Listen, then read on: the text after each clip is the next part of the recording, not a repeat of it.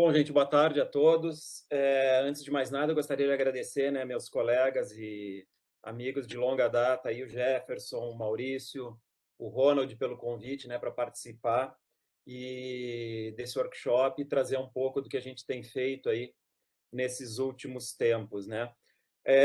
Gostaria de dar os parabéns também para o Maurício e para o Ronald pelas belas apresentações e pelo Jefferson da apresentação de ontem também, que já situou bastante coisa que eu vou falar agora, então acho que eu não preciso ficar voltando, né, nesses aspectos mais amplos de grande escala. Então, para quem não me conhece, eu sou Luciano Pes, eu trabalho no INPE também, junto com o Ronald, né, em outra divisão. Atualmente eu coordeno o LOA, que é o Laboratório de Estudos do Oceano e da Atmosfera, e a gente está dentro da mesma coordenação, que é uma nova coordenação chamada Coordenação Geral de Ciências da Terra, que junta o antigo CPTEC, onde o Ronald está, e a Coordenação de Observação da Terra, que é a parte de sensoriamento remoto, que é onde eu estou. Então, hoje eu vou falar um pouquinho para você sobre interação oceano-atmosfera, em médias latitudes, principalmente. Tá? Altas latitudes ficou um pouco de fora, porque senão não iria dar tempo. Mas o Ronald bem adiantou a questão da interação oceano-atmosfera em larga escala. Normalmente, quando a gente fala sobre esse fenômeno, a primeira coisa que vem à cabeça de quem está ouvindo ou quem está assistindo é o Ninho, Laninha, dipolo do Atlântico, variabilidade do Atlântico tropical, né, PDO, enfim, todos esses grandes fenômenos de bacia climáticos. Tá? Mas eu venho trazer uma outra abordagem para vocês, que já foi um pouco pincelada aqui pelo próprio Ronald, que é a questão da interação oceano-atmosfera em escala espacial e temporal menor, ou seja, em mesoescala. Então, olha só que coisa mais linda essa imagem aqui, onde a gente tem dados de nuvem e de TSM, de fontes distintas, né, de sensores distintos, mas olha só o acoplamento que ela mostra, que coisa mais linda. A gente vê uma atividade convectiva muito intensa sobre as águas mais quentes, isso aqui é a língua fria do Pacífico tropical, e aqui onde a gente tem as águas mais frias, né, na língua fria, onde a gente tem as ondinhas, né, as ondas de estabilidade tropical, a gente tem uma atmosfera mais estável, né, consequentemente com menos convecção. Tá? Eu não vou entrar em detalhes, eu simplesmente vou citar para vocês que existem já de longa data uma discussão bastante ativa na literatura sobre os mecanismos pelos quais a atmosfera, ou os primeiros metros, ou a camada limite atmosférica é estabilizada ou é instabilizada em função da condição de contorno inferior, ou seja, da TSM. Então, tem dois mecanismos. Um deles é o hidrostático, que é em função de pressão, e o outro estático, que é em função de processos turbulentos que ocorrem dentro da camada limite. Tá? Então, sempre existiu uma guerra, qual que prevalece em qual escala de tempo, em qual escala de espaço. Hoje em dia se converge para a seguinte situação: ambas podem ocorrer, tá? Inclusive elas podem coexistir. Mas isso é uma outra discussão que eu não vou fazer com vocês agora.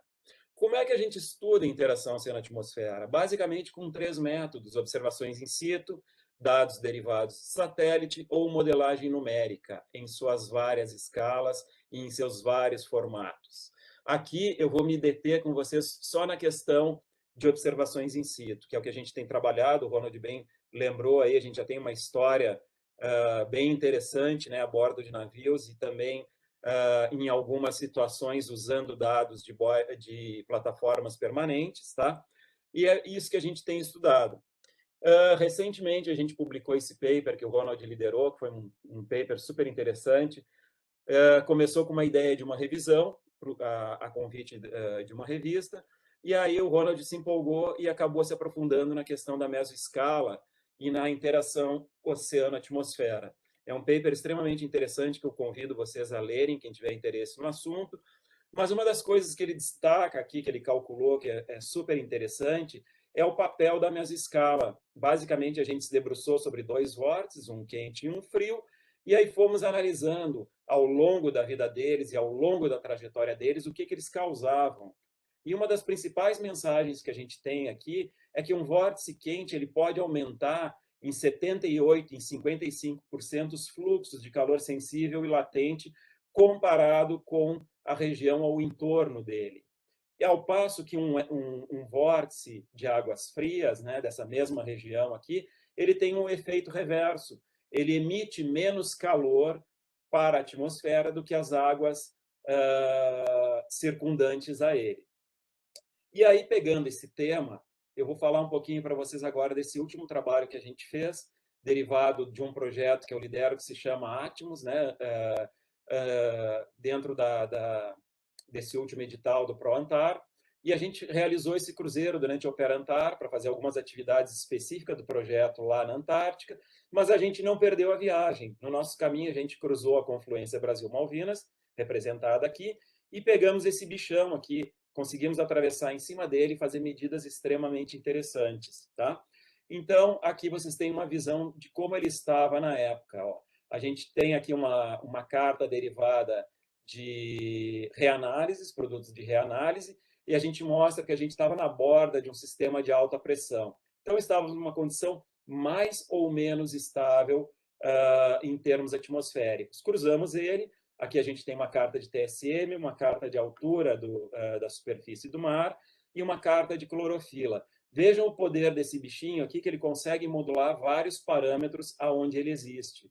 Então, à medida que a gente passou por cima dele, nós fizemos observações do oceano, através de XBT e CTD, e da atmosfera, através de balões radiosonda, e através da nossa torre de medidas de fluxos, que ela mede fluxos em escala turbulenta, ou seja, altíssima frequência, em torno de 20 Hz cada medida. Este é o método que o Ronald mencionou para vocês há pouco, que se chama Edge Covariance. É através deles que a gente faz medidas diretas desses parâmetros turbulentos, fluxos de calor, fluxos de momento, né, que seria o arrasto do vento em cima da superfície oceânica, e fluxos de gases, no caso, o CO2, nosso amigo dióxido de carbono, tão estudado e tão na moda hoje em dia.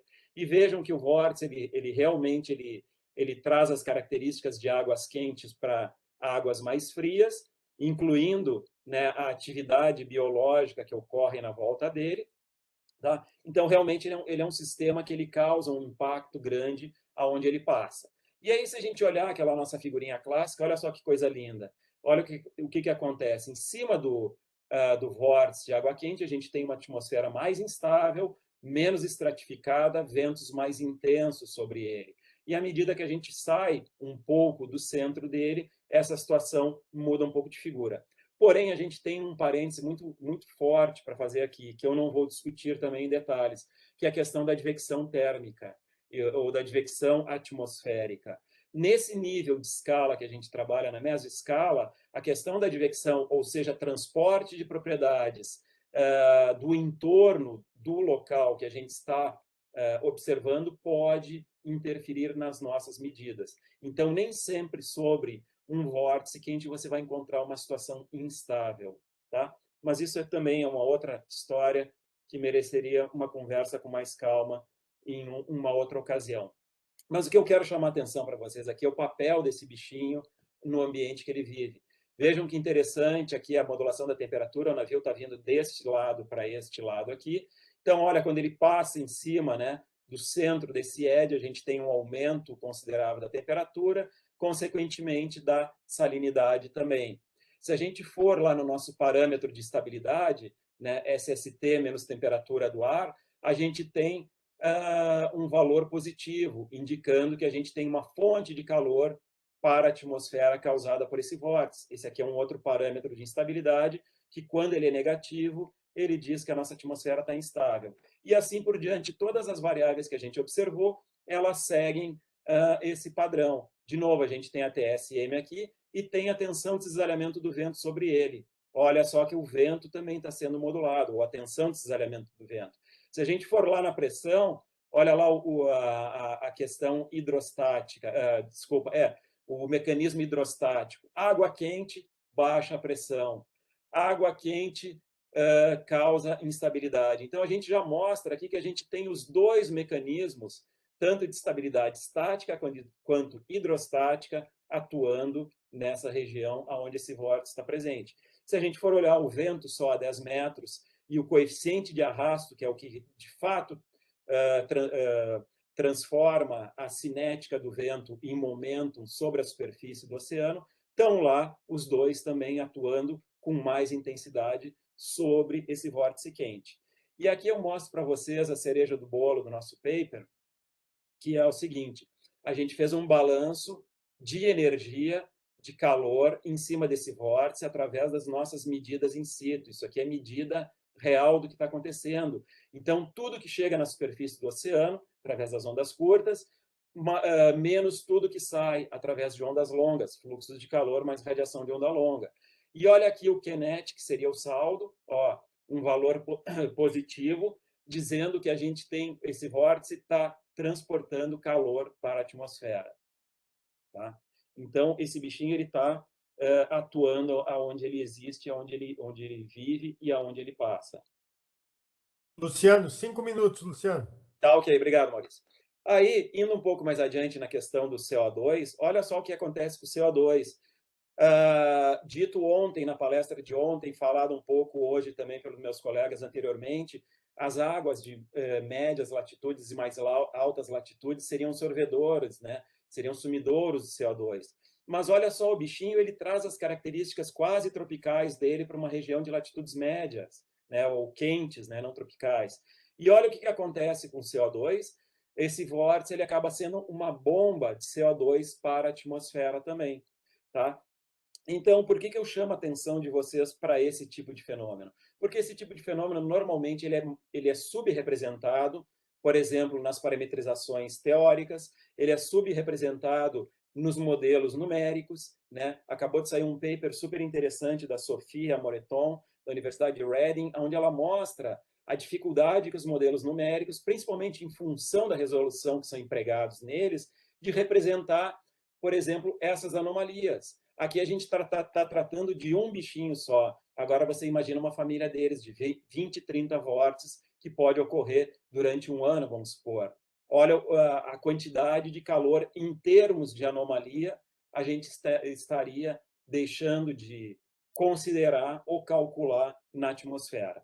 Bom, seguindo com essas nossas medidas, a gente fez também a nossa brincadeira tentando melhorar ou tentando propor parametrizações numéricas para as nossas medidas. E aqui a gente mostrou o nosso primeiro exercício da nossa parametrização, ou seja, da nossa velocidade de transferência, o nosso piston velocity aqui calculado com os nossos dados, comparados com outras parametrizações já consagradas na literatura para o CO2. E aí mostrou que a nossa observação ela está no caminho e talvez possa até melhorar essas parametrizações usadas globalmente. Só para terminar esse assunto rapidamente, eu queria mostrar para vocês que, além desse bichinho modular, a camada limite atmosférica, eu acredito que seja uma das primeiras vezes que a gente mostra que este vórtice, olha aqui a temperatura aqui embaixo, em vermelho, e olha o topo da camada limite atmosférica aqui embaixo, onde a gente tem o maior desenvolvimento desses caras, a gente tem um brota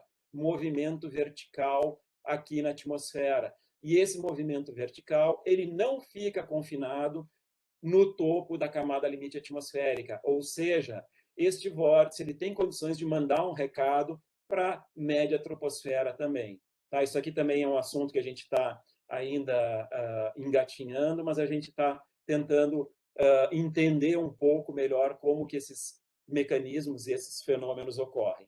Bom, paralelo a isso, dentro do Atmos, rapidamente, é só para informar, a gente tem feito trabalhos também lá na Antártica, tá, com observações meteocenográficas, observações de boia. Então, a gente já tem um primeiro paper onde a gente mostra os dados e a correção que a gente precisou fazer nesses dados de boia. Essa boia é um ser autônomo que a gente tem usado também em forma de boias de deriva, por exemplo, aqui no Drake.